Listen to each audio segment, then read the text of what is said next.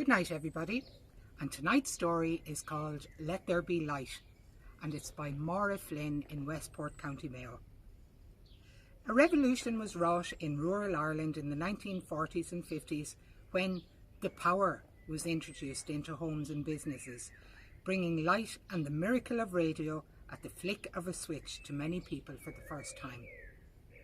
For months we watched the men, knee-deep in water, digging holes for the ESB poles. Not everyone agreed to let them dig on their land, and rows broke out over where the poles should be situated. Most people were suspicious about letting the power, as they called it, into their homes.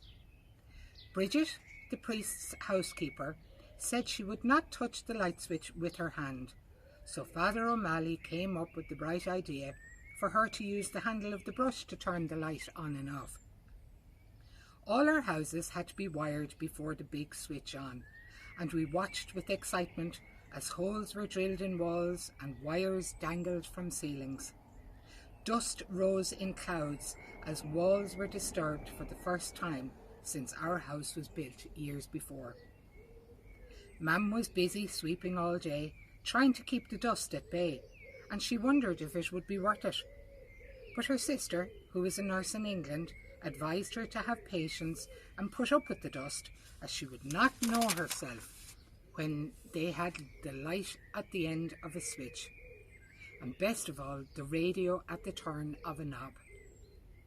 We never had a radio before, and the only time we heard one was in grandmother's house when the neighbours gathered to listen to the All-Ireland final. Every day as we walked home from school, we watched the ESB men hoist the giant poles into the sky.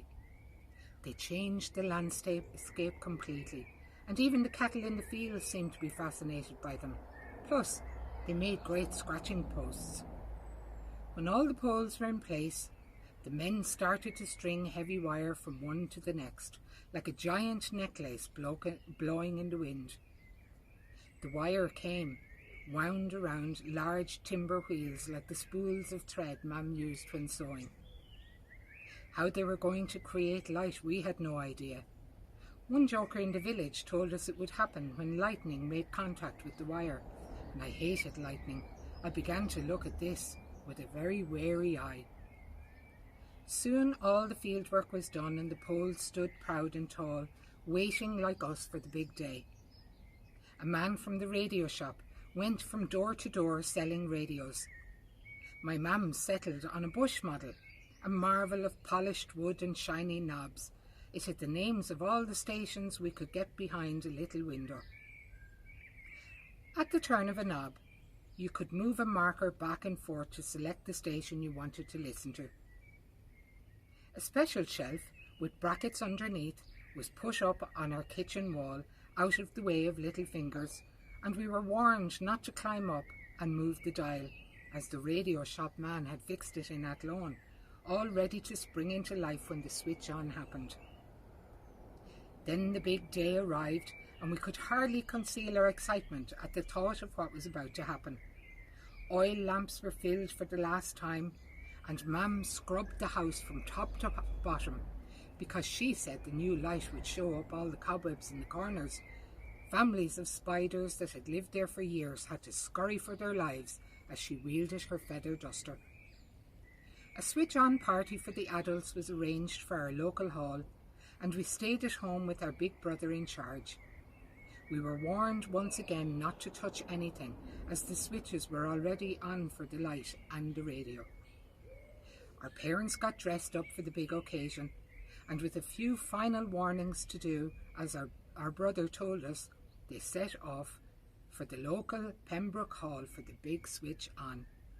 We could hardly contain our excitement as we waited for light to appear, and better still, the radio to burst into song.